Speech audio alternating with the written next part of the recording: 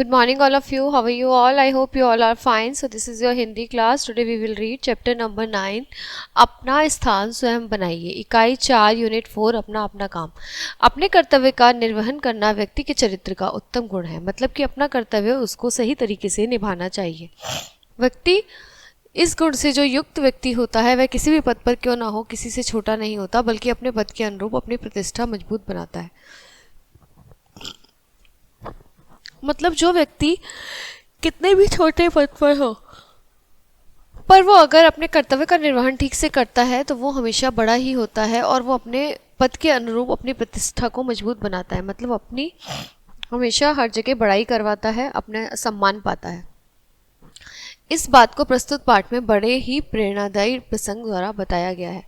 बादशाह ने एक दिन अपने मंत्री से कहा, मुझे अपने लिए एक आदमी की जरूरत है, कि मुझे अपने लिए एक आदमी चाहिए.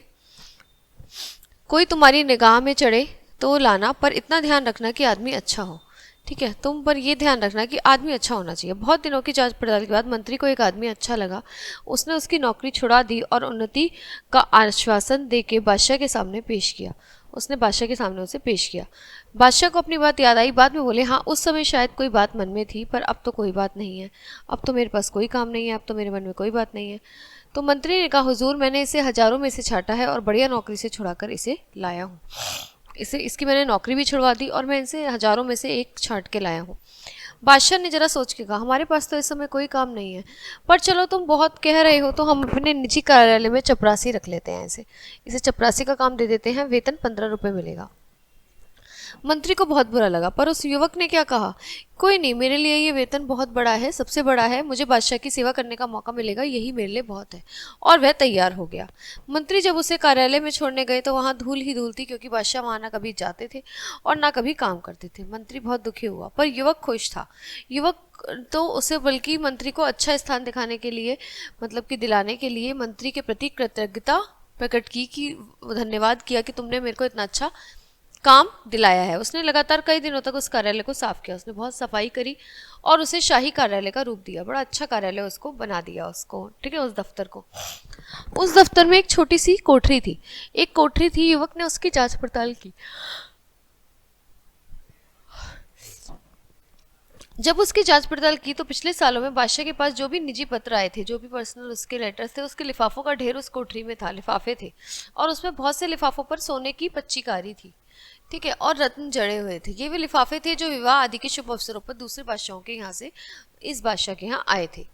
युवक ने कारीगर लगाकर सब कीमती सामान लिफाफों से उतरवा लिया. उसने सारा कीमती सामान लिफाफों से उतरवाया और उसे बाजार में बेच दिया. इससे कई हजार रुपए मिले और उसने कुछ रुपए तो उसने कार्यालय के लिए सामान खरीदा और बाकी सरकारी खजाने में जमा कर दिए. वहाँ जहाँ वह सामान बिका उसकी भी रसीद उसने ली और यहाँ यहाँ जहाँ से यह सामान खरीदा गया उसकी भी. राजा का निजी कार्यालय सचमुच शाही कार्यालय हो चुका था. जो कुछ चुगलखोर थे बादशाह के, उन्होंने क्या करा, शिकायत कर दी कि वह रुपया लुटा रहा है. एक दिन बादशाह गुस्से में भरे कार्यालय में गए और वो गए भरे कार्यालय में साफ सुथरा कार्यालय देख के दंग रह गए कि ये कैसे हुआ, ये तो इतना गंदा सड़ा हुआ हो रहा था. फिर भी उन्होंने तेज आवाज में पूछा, तुमने ये सजावट किसके रुपए से की है? कार्यालय के रुपए से हुजूर. उन्होंने कहा, कार्यालय के रुपए से. कहकर उसने रद्दी लिफाफों की कहानी सुनाई और खजांची से गवाही दिलाई कि कार्यालय का सामान खरीदने के बाद बचा हुआ रुपया खजाने में जमा किया गया है.